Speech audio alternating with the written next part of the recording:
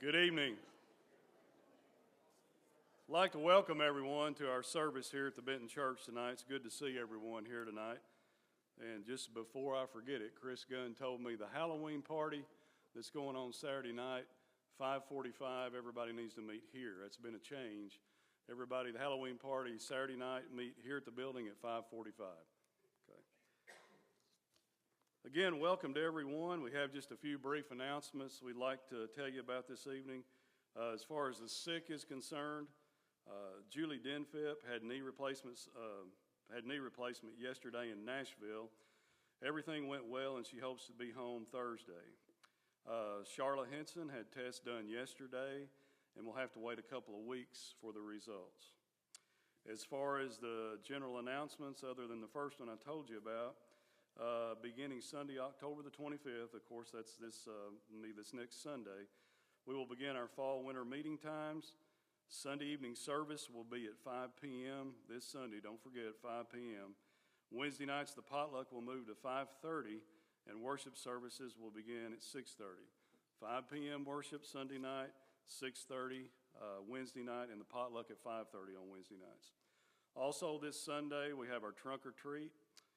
We will have a potluck right after the evening service with a trunk or treat to follow immediately. A sign-up sheet will be in the adult classrooms. You need to bring chili, hot dogs, hot dog buns, chips, drinks, and desserts. We also need volunteers to decorate your vehicles and pass out the candy.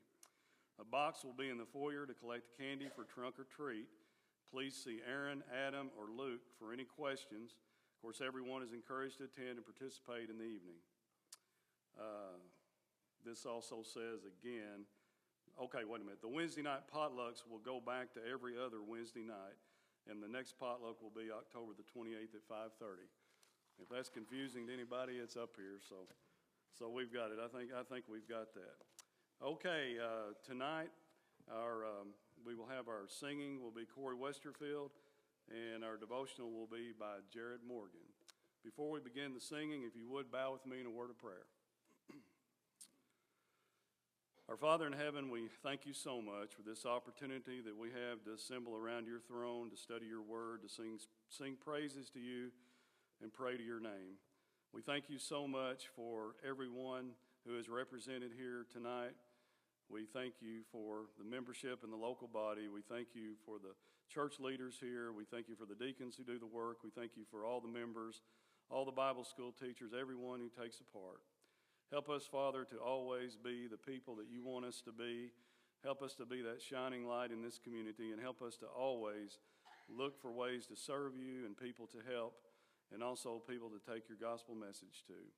Lord, we'd ask that you would be with us through this hour and forgive us when we fail you. In Christ's name we pray. Amen.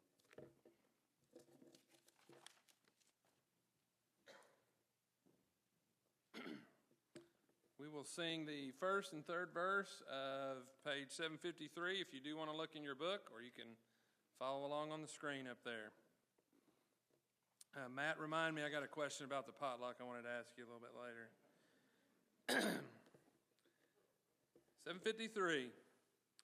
Tempted and tried, we're off made.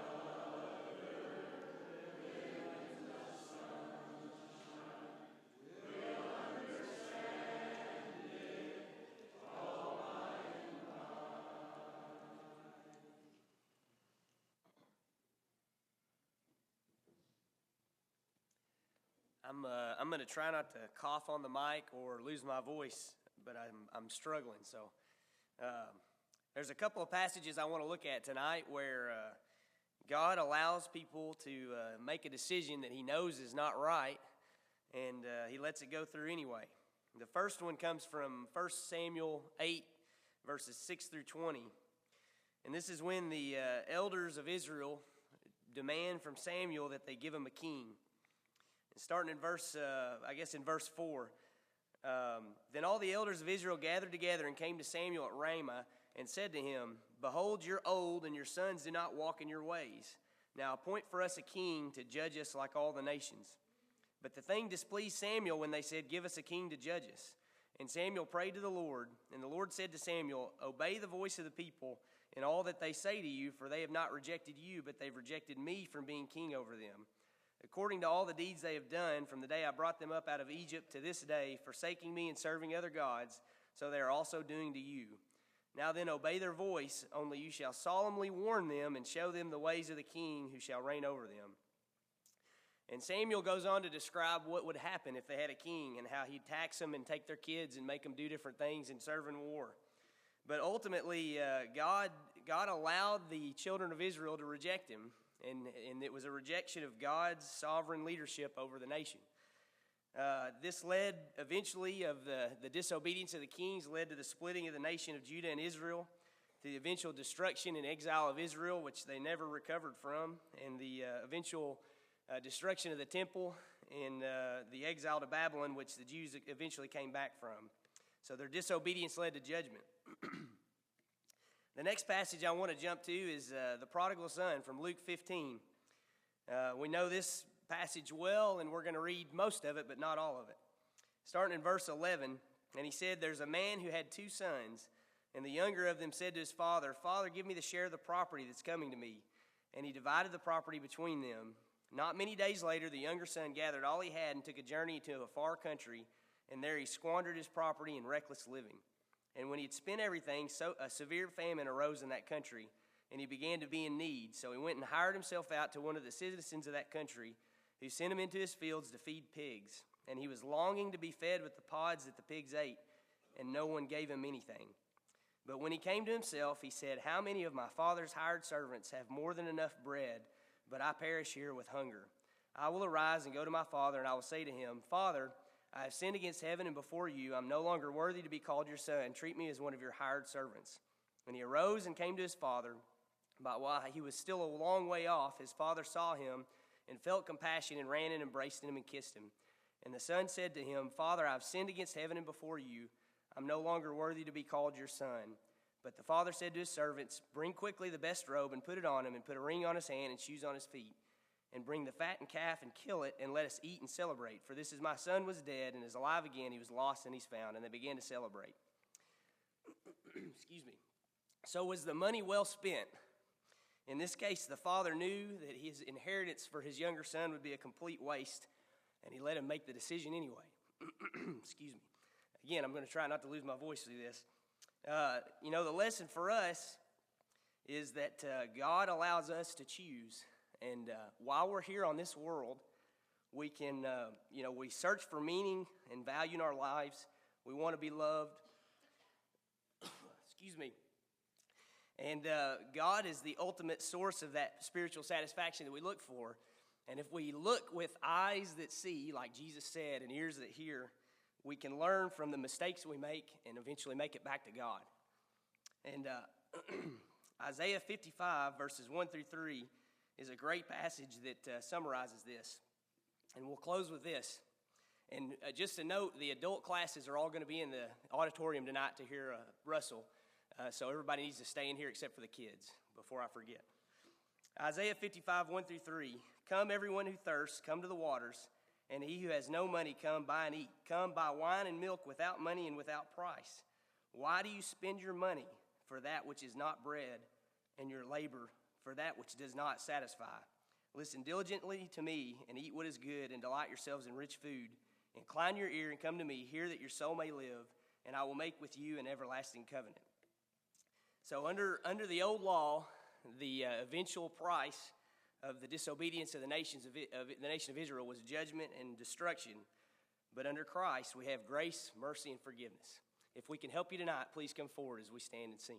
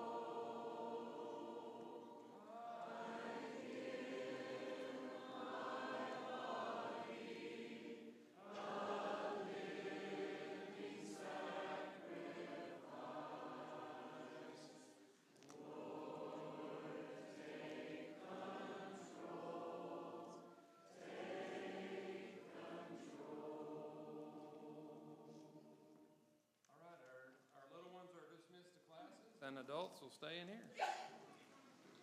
Give you a few minutes to make that transition.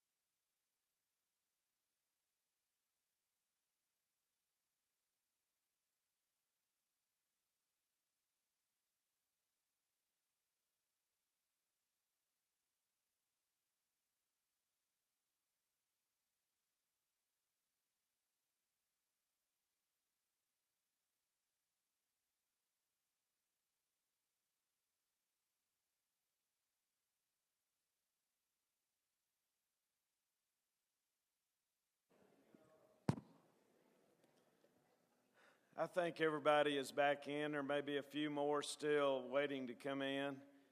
And just wanted to say a couple things because I had the opportunity, and most of you have met Russell. And Russell and his family were visiting with us last year.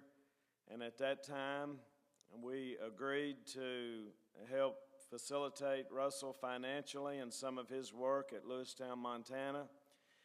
And, of course, a group of us went up there this summer, and I'll have to be totally candid here. We wanted to see the countryside also. But we certainly enjoyed the 4th of July with the church at Lewistown, and the things that they did that day. And throughout that week that we were there was a blessing for us. It edified us.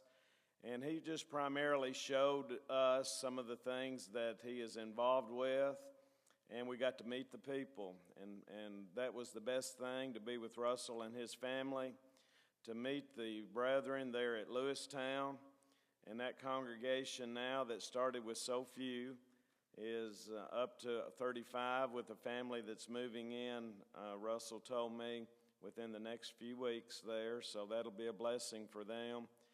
And, you know, there's not a place to tie your horse out front or a place to put your cowboy hat when you walk in like you might visualize there could be in Lewistown, Montana.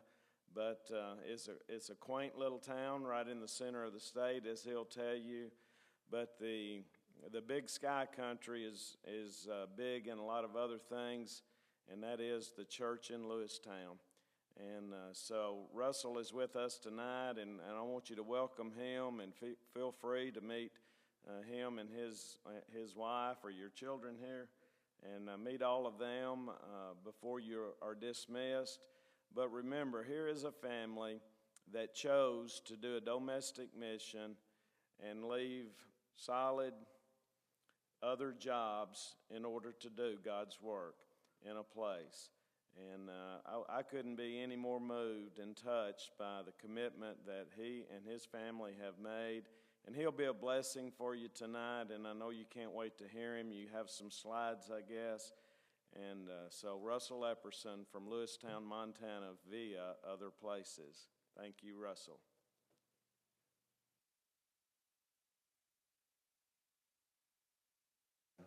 The day we left, or actually the day Doug left, and it was getting me teared up because he was teared up the day we left, the day he left. Apparently, everywhere you go, I've been to a lot of churches lately, but everywhere you go, it looks like there's been toxic chemicals spilled on the front rows. I don't know, that's the way it is in Lewistown. We got to figure out what's occurred on these front pews. That's okay. We all do that. We all scoot to the back, and that's just fine. Tonight, as we talk, I'm going to have the folks up front, up top, they're going to run through the slides for me. We kind of had just a bit of technical issues, but that's okay. It's going to work. And I'm going to run through slides and just kind of tell you about the work. We loved having the crew from Kentucky come out, Doug and Adam and Jeff and Joni and her kids, and Jared, I guess, as well. He was all right to have as well. Jared and I did youth ministry at Estes Church of Christ back in the day, as we like to say it, and we had a good time with them. Jared did a lot of fun things with the kids. Joni did all the organization, and I was the safety officer. That's how I felt about our team of youth ministry. And Allison, of course, would interact with Joni to make sure that whatever event we planned actually happened. And I was the one worried about safety, and Jared was over there hanging off the rafters with the kids. That's kind of how that team functioned, and it functioned pretty well. And we had a good time with them. We've stayed with Joni and Jared last night, and we'll spend the night with them again tonight. Our kids have just bonded in the time that they were there with us in Lewistown this past summer, and really gotten to know each other well. So my wife is over there, Allison. Joni kind of sat up there for a second. No, it's Allison. Allison, stand up so everybody can see you, because Allison is a huge part of the work. The way I feel about it is that she does probably more work with Bible study in Lewistown than I do. She's really good at Bible studies. And we sit across the table from a couple, and we'll lead that together, but she has the history. She loves the genealogies and all that kind of fun stuff that I want to talk about Jesus. But she loves the history behind it and how Jesus came into the world, and the upper story. If you've heard the story curriculum, I think I've heard that some churches, maybe even you all have gone through that. The upper story and the lower story. And she loves the lower story where God's actually putting people into place and who is who and all that kind of good stuff. And I like the bigger picture things about what Jesus has done for us. Lewistown, let's talk about it just for a little bit. 6,000 people, right dead center in the middle of Montana. And we do still have some hitching posts, Doug. We don't have one outside the church building. We do have shotgun shell coat hangers that are sticking out the back wall that he didn't see that you can put your cowboy hat on. They have a shotgun shell slid over about 10 of them. I did not do that. It was already there. It's pretty cool, but we do have that where you can hang your cowboy hats, and you will see those in the wintertime. I even have my little 10-gallon hat that I wear in the wintertime to keep my head warm. So we'll go ahead and get into our slides tonight. That's a picture of how deep the snow can get. Those are mule deer. They're not tiny little animals, pretty good size, and you can see that it's up to their bellies. And that was about a 3-day period this last year where we had a lot of snow. It snowed about 18 inches. So, like everybody, we decided to go snowshoeing and get out in that and trape around with my kids. So I took the 3 kids to some church members' land, and my 5-year-old at the time, her snowshoes kept coming off, so she just took them off and just walked in 18 inches of snow. That's about half her body height at the time. We had a ball. It was one of my best memories. I've got a picture on my phone. I will think about that a long time. 18 inches of powder is quite a bit. Crystal Lake. I don't think we actually went up to Crystal Lake, but a gorgeous alpine lake, 5,000 feet is about how high it is. All snow melt and glacier melt, and that's a beautiful spot. This slide's going to talk about the beauty around us. We did leave some family, all our family, her parents, my parents, all of our friends, to move to Lewistown, and we moved there not to run away from anything. I've heard this said about other places. West Yellowstone. If any of you have been to Yellowstone, there's a town called West Yellowstone. We call it West. And a guy that was there at the church said, people are either running to something or from something when they come to our town. And I really thought about that, and I thought, that's interesting. We were not running from anything. We were running to something when we moved to Lewistown. And it was to do God's work. We felt the calling to do it in a bigger way, not that what I was doing at Freed-Hardeman wasn't great. I think it was good to train up those young people, but I was ready to do something in a more hands-on way. But it's not a sacrifice from a standpoint of just living in a beautiful place. It's gorgeous. The weather is fine. Don't worry about a little negative 35 or 8. It's not that bad. I told somebody else, when it gets down to 7 here or 5 here, do you go outside much and do much? No, you stay inside and kind of wait until that passes. Well, that's what we do when it's negative 38. We stay inside, and we don't go out much. And then a day later, it's only 0, and then it feels great, and we go out and have a good time. Winter sports are big in Lewistown. That's another picture of the lake from about 7,000 feet. Allison and I had a day away from the kids, and we hiked up and had a little relaxation. We value our personal time. We think it's important to have a good connection because we're a good team. And if we're not a good team, the work's going to suffer. So we do try to make time to be together and enjoy our company together. That's my family, the 3 kids, Allison, and then you got Brindley up top, Caden, and Tessa, the little blonde. And people look at her and are like, are you sure she's yours? She is as blonde, as white-headed as they come, and Allison and I are both brown-headed, and we both were little blondies when we were young, so she's a blessing to the family. That's what we're living in right now. We have a little 26-foot camper that we decided to use to travel back to the States. I call it the States sometimes, like we're not in the States, but to travel to the South to report on our work and to all the churches that support us financially. And at the time, we sold a house in Lewistown that was not really suitable for ministry. Bunches of little bitty rooms. It was 100 years old almost. And you can attest that our kitchen was about this big, and the dining room was about this big. And we couldn't even serve 8 people at our table. It was so small. But it had a bunch of rooms in the 2.5-story house, basically, a 3-story house. So we sold that house in September, on September 1. We're selling our Tennessee house that's been rented for the last 3 or 4 years. We're selling it next Tuesday, Lord willing. And we're purchasing a Montana home that will be our, some people say a forever home. We don't call it that necessarily, but hopefully next week when we get home, 2 days later from when we arrive off this trip or get back, we will buy our Montana house that's 1 mile from town, kind of on 5 acres. We hope that's our house that we can serve the Lord in for a long time. So we are living in that camper right now. We left it in Tennessee to come up here for just 2 days, but we pull it all over the country. It's been across the country once already, and then we've gone to the West Coast in it once as well. So we're a tight-knit family. You can sit at our kitchen table, and if somebody wants a drink, you just reach over on the kitchen counter and get it off and give it to them. Salt, pepper, spices, I'm always within arm's reach of everything. So it's a good thing. That's the little home that we're going to buy. Nothing super fancy, a nice little ranch-style home. But that house up there costs a lot more than it costs down here. Prices they're probably 50% higher. So that's kind of a sting. It doesn't feel good to have to purchase those kinds of things. But for the ministry, I think it's going to be awesome. Lots of room in the basement, a lot of ability to spread out, have youth gatherings and different things. So it's going to be a blessing to the work. That's the renovation of the church building. We have 25 chairs. Oh, we could give you an idea here. There you go. Man, she's reading my mind. So it's not even as wide as one of these sets of pews. And it's about 5 chairs wide, I believe that's what that is. And what, Allison, 8 deep? Is that what it is? So that's our auditorium. And that's about, 60% of our building. We have 2 classrooms and 1 bathroom. The bathroom has recently been moved to make room where you used to have to walk. It would be like the equivalent of walking right by me when I was preaching to go to the restroom behind me. How would you like that? and then you see people, they've been in there a while now. That's kind of that's what I would think. I'm like, how long have I preached? They're just now coming out. I won't go into that, but anyway, that's the kind of stuff that it bothered me. I was like, let's move that. So we moved it from behind me to the back of the building. But it's a 1-seater, as we call it around all those parts. So in between services right now, we've got anywhere from 30 to sometimes 40 members or people participating in worship. And in between services, from Bible study to worship, we're having a line where people are standing around tapping their foot.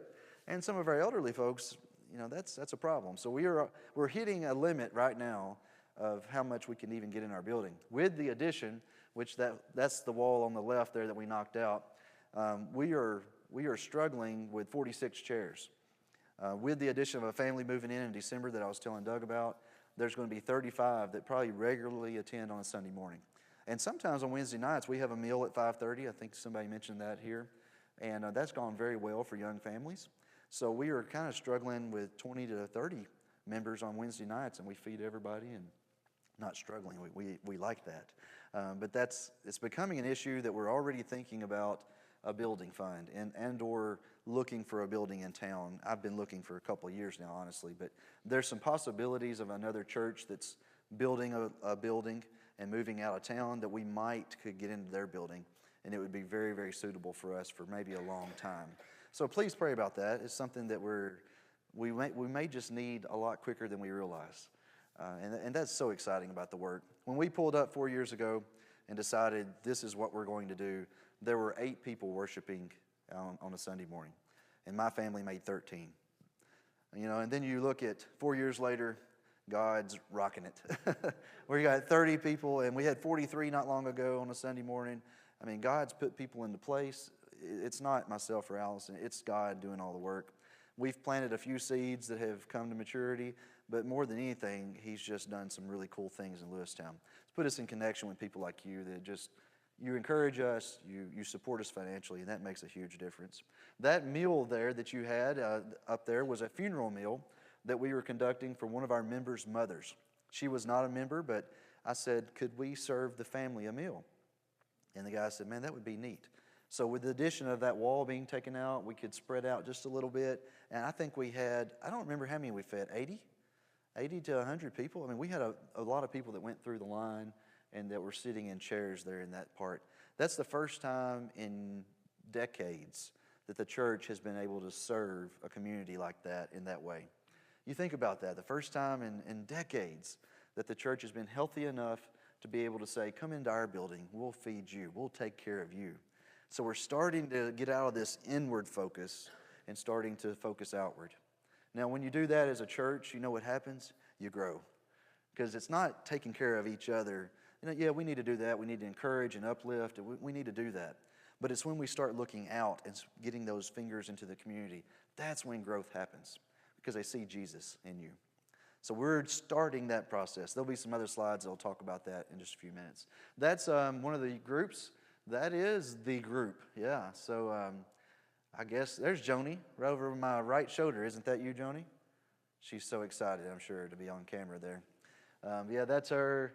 And that's a group from Signal Mountain, Tennessee that was also there, a large group of kids. And that guy on the second from the left, he's excited, isn't he? I must be saying something really riveting and got his attention there. But that's my podium. I'm pretty proud of that.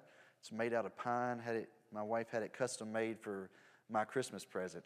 And I'm pretty proud of that. So I'll carry that around everywhere I go. We'll go to this group of kids. Two daughters on the left there. The one on the right is not mine, even though she looks just like Tessa there on the left. Little blondies. We were just a good example that we've had a lot of kids come into the church building. For years, it was my three. Then we baptized a couple who had that little blind on the right, and she was coming and attending. And then our kids met kids down the block who we started picking up and taking to church. And so we've done that. We've met a young family that are now participating with us as well. There's a Wednesday night where we just had a slew of kids. And that's one classroom there. So we just piled them in. Allison's doing some teaching, and I was so excited. So I'm going to get a picture of this. That's why it's a little blurry. It was with my camera. But we were proud of that. Three of those kids, let's see, 1, 2, 3, 4, at least 4 of those kids, or what I would deem is, there's no spiritual influence in the home for the most part. We call it unchurched, I guess, and is the term you hear sometimes. And we were excited to be able to have them and worshiping with us. We had another first that we've experienced. As I said, for years and years, the church has not been healthy. And we decided to have our first youth Devo is what we'll call it. And we invited all the kids that, of course, attend with us. We picked up some of the neighbor kids. And then we had some folks from a neighboring church who we're very good friends with. And they brought their kids, and we came out and had a youth devotional. So that's a special thing, to finally be able to have enough kids to actually have a youth gathering. We had that at the farm where our camper is being parked right now when we're there. And we're excited about having that kind of stuff in our yard, in our basement in the wintertime, and being able to really serve that group of kids. Another shot of the kids from the Signal Mountain Church. That's basically a slide to remind me that we have groups that come out every summer. You know that there's some folks from your congregation here that came out and visited with us and worked with us. We usually have about 2 different groups. And I usually turn down at least 2 different groups to come out and work. It's great to live in a beautiful state that has Yellowstone Park nearby. That's a good draw. I'm okay, Doug, with you wanting to see the world. As long as you come see me while you're doing that, that's fine with me. Glacier Park is up north from us, about 6 hours. Yellowstone's 3 hours south of us. If you come through on vacation, we want you to stop and say hi. It may be just an hour or 2 out of the way, but when you're driving for 30 or 40 hours, what's an hour or 2, right? We look at our path to go home, and you can go like 18 directions, and they're all almost exactly the same. When it's 25 hours, it doesn't matter which direction you go. You can go through Wisconsin, you can go through Nebraska, you can go through Oklahoma. It doesn't really matter. You get to see all kinds of country. Jared there, he wanted to be right in the middle of the picture there. So we had the group from Signal Mountain went crazy. They got pumped up about things, and they brought costumes to wear in the July 4th parade. We have never had a float in the parade, I guess that's what you call it. And we said, that would be great to get our name out there. When people think of the Church of Christ, they don't think of our building. They think of, they'll scratch their head. They're like, so you worship where, Russell? I said, right there across from the dash in. And then I'll look at him, I'll say, it's Dr. Norsland's old office, the chiropractor. Oh, yeah, I remember him. I've been in that building before. I got my back cracked there. So that's all they know it as. So I'm trying to get recognition. I have a business background, so I'm wanting to know that name recognition. When they hear Church of Christ, I want them to think of that little building there that serves the community and the people in it that are serving the community. So we got our name recognition out. They dressed up in all these historical characters. They went crazy. It was fun. And that was a big deal. We gave out 300 like stress balls, little footballs and stuff that had Lewistown Church of Christ and our website on it. And that was pretty cool. So 300 kids are running around throwing those little balls at home. And maybe one day the mom and dad look up and like, well, we haven't been to church in a while. Maybe we'll go. So I was so excited about that. There's a little special guy. Doug will remember him, and anybody that gets close to him will remember him. That's Patrick. Patrick is a Special Olympian and a big part of the church in Lewistown. He actually was chosen to go to the World Games. Did you all see that on ESPN, the Special Olympic World Games in LA this year? And they had a big opening ceremony. If you watch the opening ceremonies, Patrick was in the USA delegation. He was front and center, waving at everybody in his shorts and polo. And he's not very proud of his medals, is he? That was on the return trip home. I went and picked him up in Great Falls, and I got to take him there. I got to pick him up. And on the way back, I called, I'm a firefighter, and as well, other than a few other jobs that I have, but it's a part-paid thing, like you would call a volunteer position. But I called my fire chief, and I said, could you pull up the fire truck and have water shooting across the highway when we pull up, and we'll drive through it? You know, they do that sometimes to recognize people, and they did. He pulled up in the truck, and he was shooting water out the deck gun across the road, and Patrick, he's like, what in the world's that? I was like, I don't know. He's like, yes, you do. And he got a little mad at me. But he was excited. We pulled into a car lot and had fun. ESPN called us about 5 months before he went to the games and said, we want to do a story on Patrick, and we're going to do a 5-minute movie about his life that will air during the World Games in LA. And I was in on it about 2 months out, and the Special Olympics director there in town called me and got me on board. We used our church building to do all the filming. We told Patrick the day before, because Patrick doesn't keep secrets well. He likes to talk about things, and he brags a little bit. We've had some humility discussions, but those don't always stick for some reason. So we didn't tell him, but just 2 or 3 days before. Patrick's a hard worker. He works at a grocery store, Albertsons. Very bright guy, very, very good guy. And they filmed him at his workplace. He paid for his mother to fly out to LA to go to the World Games. All that to say is we spend a lot of time helping out Patrick and his mother. She's a special needs lady as well. But ESPN came out. That's a crew that ESPN contracts. Those guys and gals were awesome. That's a director and a camera person, and they all were great. Special Olympics director on the left there out of Billings, Montana. And they did a 5-minute mini movie. If you go to ESPN's website, type in Patrick Yerman and search for it, it'll still pop up. Joni and Jared were watching it that night. They had the opening games, and I think she said there were some tears being shed and laughing and all kinds of fun stuff. But the movie's pretty cool, and those guys that filmed it also filmed Lance Armstrong pretty much his whole career.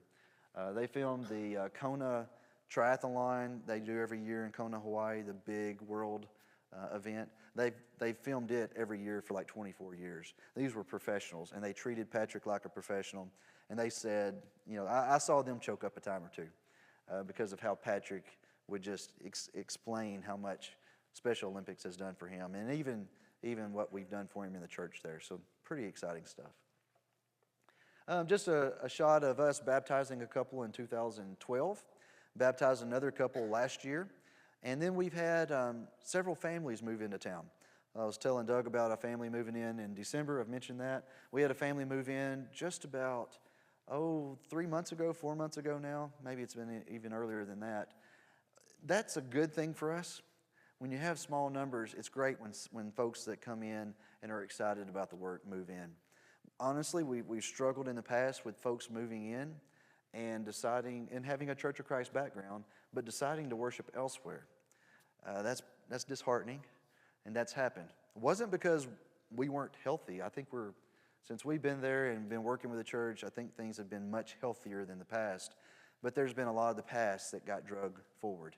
And some of those folks that moved in said, you know, we're just going to worship with the Christian church just because we just feel more comfortable right now. And that's hurt. That's hurt us. We've lost probably 2 or 3 families that way. We didn't lose them. We never had them. But the last couple of 3, they're looking at a church that's growing, and they're thinking, you know, maybe this is something we want to be a part of. So that's been very encouraging. I think that's God working and moving in those people's lives. And so things are happening right now that are just very exciting for us. One of the ladies that we work with, Rena. Rena's from Singapore, moved to the States about 17 years ago with her husband. She went through a nasty divorce with him about 2 years ago. Met her in McDonald's with her daughter, Jasper, otherwise known as Ting Ting, is her Singapore name. I met her there, and I thought, they look different. Most of the folks in Lewistown are like a Norwegian background. They're very white, pale, hardly any minorities in Lewistown. And when you see this beautiful little what would you call them? Singaporean, maybe? We'll call it that. If it's not, we just coined that phrase. Saw her and her beautiful little Asian daughter, and I said, "Who are you?" And I said hi and all that kind of good stuff. But that kicked off a series of events that would lead us to be very close to her over the next year or so. And finally, when we found out she was going through a nasty divorce, she opened up to us. We pulled her in and started working with her. We still are there. We're still working with her in a big way. She has a Buddhist background, but she loves what we do for her and what Christ is doing for her. A quick story to tell you about hardships and about how it's tough sometimes. She started dating a guy that talked about Jesus and acted like he loved God and had a background in church and all this stuff. Something wasn't right. Alice and I both knew something wasn't right with him. And then I got more detail from community members. Anyway, he'd had a rough upbringing. Ends up that he turned to drugs. He was into meth and was trying to get Rena involved in that.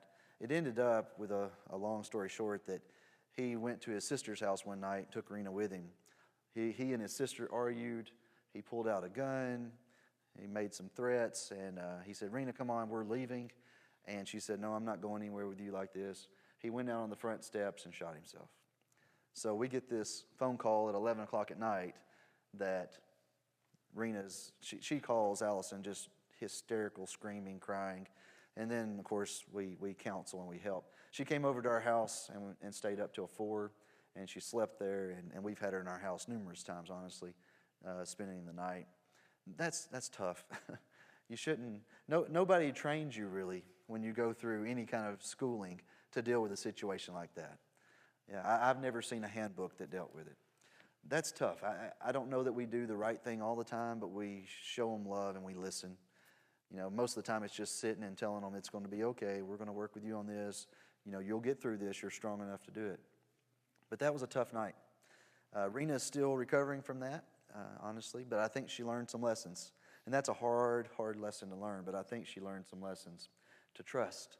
When we give her advice, this good, godly advice, listen to it. Listen to it. We want to help you out.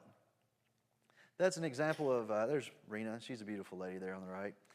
You've got Amy Hubbard and her husband, Jaron, on the left in the middle there. Amy's leaning over. She has dystonia. If any of you have heard of that, her neck muscles, she can't really control them. So her head will kind of do this while you're talking to her. She gets Botox injections, which makes her face nice and tight. But it also makes those muscles, I guess that makes them loosen up where the muscles won't twitch as much. So it helps her control that head movement. She's had surgery and other things. But her and her husband are one of the families that we met when our kids were playing with their kids down the block. And now she's 8 months pregnant, going to have a baby here. Whoa, Allison, I saw on Facebook she's going to have it Friday. Yeah, I'm pretty sure that's what that said. I haven't told her that. We're just married. We don't actually talk that much. All of you know how that is. You're like, "Oh, I've been meaning to tell you for a month about." Well, Amy's going to have a baby here soon. The women have showered her with gifts. Literally, they've had a baby shower. One of those things that have not happened in decades as well. That we've had a woman that's actually going to have a baby. I've got to put up the baby changing table in the bathroom when we get back. She's been reminding me of that for months. Didn't have a need for it before, but now we are. We're going to have a child that's going to be there. So there's a shot of her with the ladies having a baby shower. A lot of the women from church and some friends as well. That's big news for us. It's big news to have a baby crying in church maybe. We're working with Jaron and Amy and studying with them. Allison's had numerous studies with Amy. Jaron is a good friend of mine now, and he calls me and is like, "Hey, how's it going?" And I hurt my back recently, and he's been texting me, "How's your back feeling on this trip?" They're good people, and they're caring people. Hopefully be members of our congregation here soon. Ranching is a huge lifestyle there in Lewistown.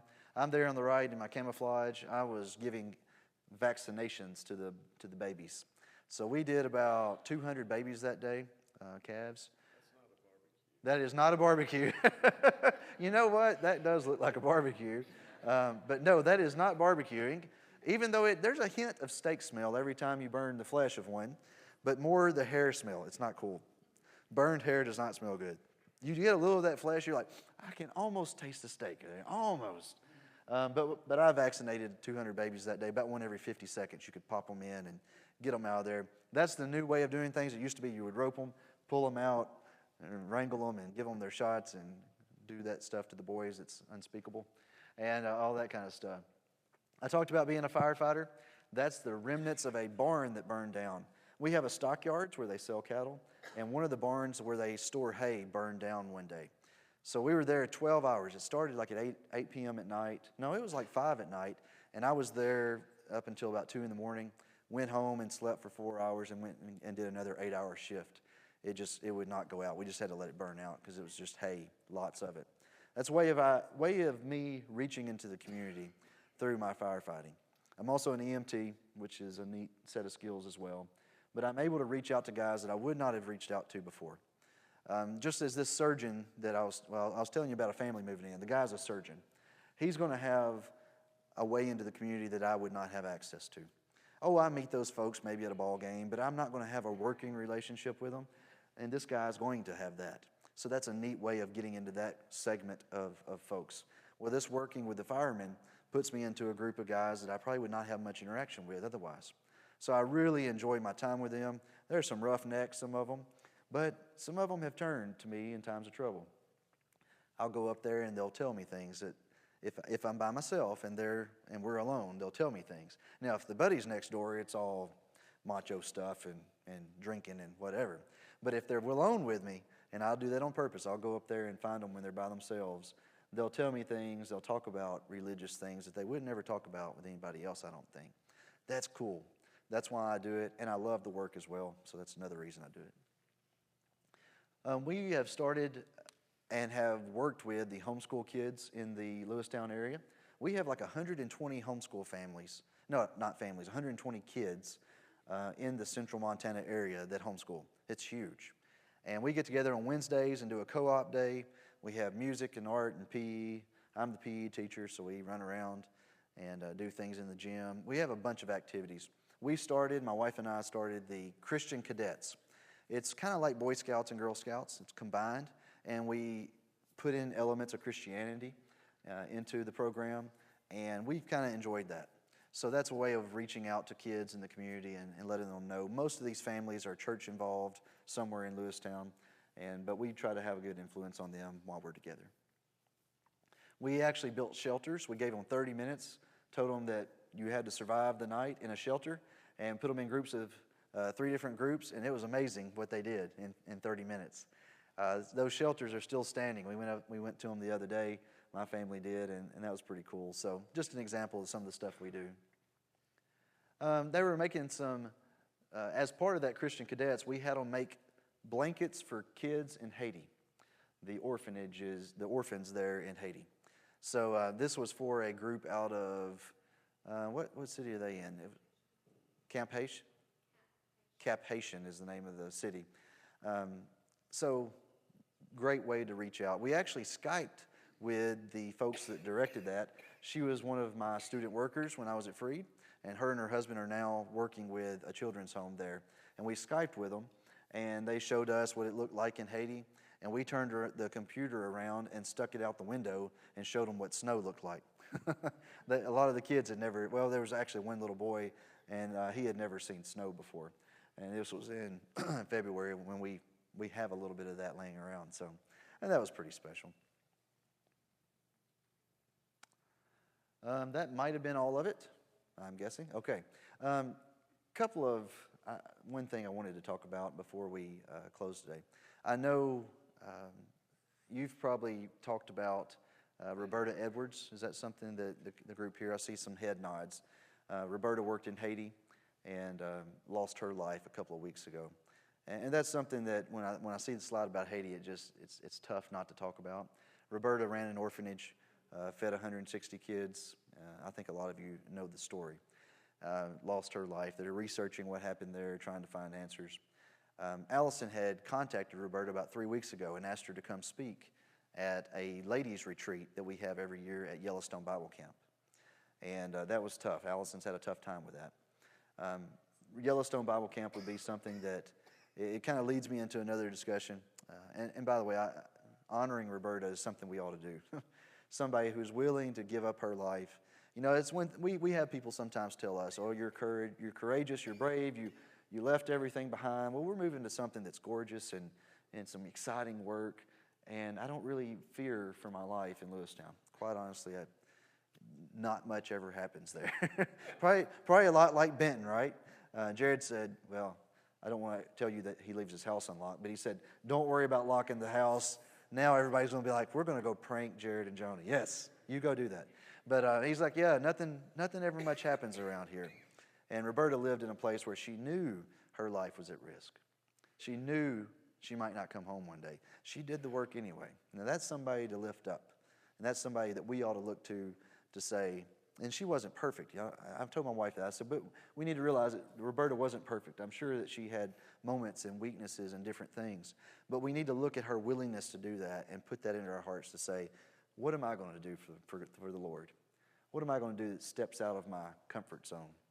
For some of you, it might just mean traveling to a place like Montana. Maybe that's way out of your comfort zone. Come on up there. Getting back to Yellowstone Bible Camp. That's a camp that's run by the Churches of Christ in Montana. It's near Prairie, Montana, which is about an hour north of Yellowstone Bible Camp. It's in the same mountain ranges that run down into Yellowstone. And we are been participating in that for a couple of weeks every summer. We helped teach at the elementary camp this year, and then we attended Family Camp 3, which was predominantly a homeschool family camp. Most of the families that come are homeschoolers, and about half of them are Canadian.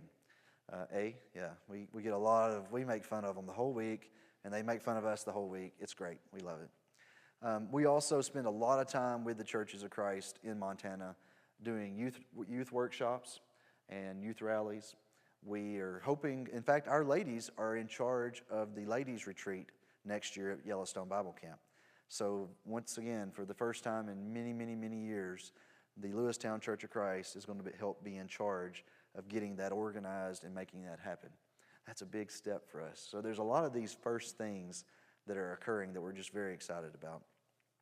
Another thing we do is a preacher's retreat every April.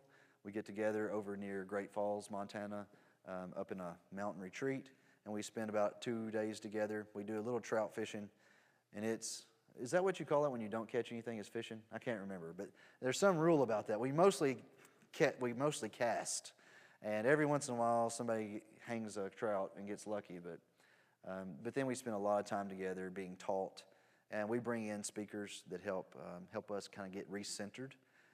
It can get lonely. We're 2 hours from any congregation of the Churches of Christ that have a full-time minister, and we're also 2 hours from Walmart. Hold on to your seats. And we love that. I love it.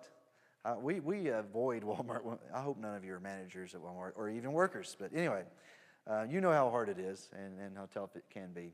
But we love being able to get in touch with other brethren. Honestly, we have a good relationship with the other churches in Lewistown. You kind of have to. When you're isolated as we are, we don't squabble necessarily. We recognize there's a lot of differences, you know. You sit down with someone from another denomination and you have a conversation. There's some pretty big gaps in what we believe. But we do find some basis in Jesus Christ, and we talk about that at least. And we don't squabble because most of us have our minds made up, don't we? And most of them have their minds made up about what they believe. So we interact with them. I attend a pastor's fellowship. It's kind of like a breakfast once a month, and I'll listen to the other pastors and what they have to say. We don't really do things together, but we at least know what's going on in our community. And I think that's healthy. We need to know what's going on in other places. And good folks. There's a lot of good folks in the community, and we've gotten to know a lot of them. We've got a lot more to get to know. A town of 4,000 in Benton, I would imagine a lot of you know a lot of the people, but my guess is you don't know everyone. And in a town of 6,000, I meet people almost every day that I don't recognize. So there's a lot of work still to be done in Lewistown.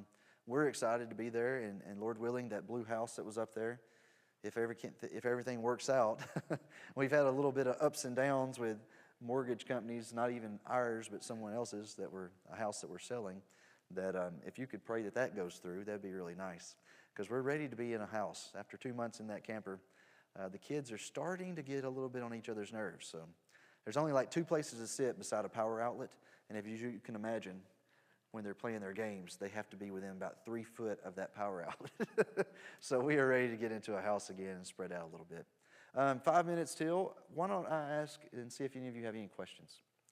That's usually a very quiet time when I do that. But does anybody have a quick question that you would... Yes, sir. So he said, has the church been stronger before? Back in I would say the 70s and early 80s, I would say the church was in the 60s probably. And there's been some terrible division, terrible people who have led the church in a bad direction. It got down to 2 people. There were 2 people worshiping in a building that would house 200. And they finally said, we can't do this anymore. We got to sell the building. They sold the building, put the money in what I'll call escrow, and rented places from that point forward until present time that we are now owning the small building that we're in. That was some tough, nasty years, quite honestly. That history continues to haunt the church. It really does. So we struggle with that, but we kind of just move forward and say the past is in the past. We're not going to step into that, and we move forward. It'll probably take a generation before that generation forgets what happens. That's sad, but that's just the way it is. Waving at my buddy back there in the back that came to Jeff. What else? That's a good question. What else? How did you find Lewiston? Jesus and the Spirit and God found it for us. I'll tell you how I started having these desires to do more and prayed about it and finally said, Lord, put me where you want me. I'll go, even if it's not Henderson, Tennessee. And made a bunch of phone calls to somebody because I kept thinking of the Northwest. And Larry Waymeyer, who's a big fan of Haiti and was working with Roberta very closely, he said, well, I found him somehow that I knew he was going somewhere up north to the Northwest. And he said, I'm going to Lewistown, Montana. This will be my 4th summer. Would you like to go? I said, well, I don't know why, but I think I need to. And the rest is history, honestly. 2 months later, we were living there. Yeah. That's one of those things that it worked out so well that we were scared not to go. We just said, if we don't do this, whew, I usually can't talk about that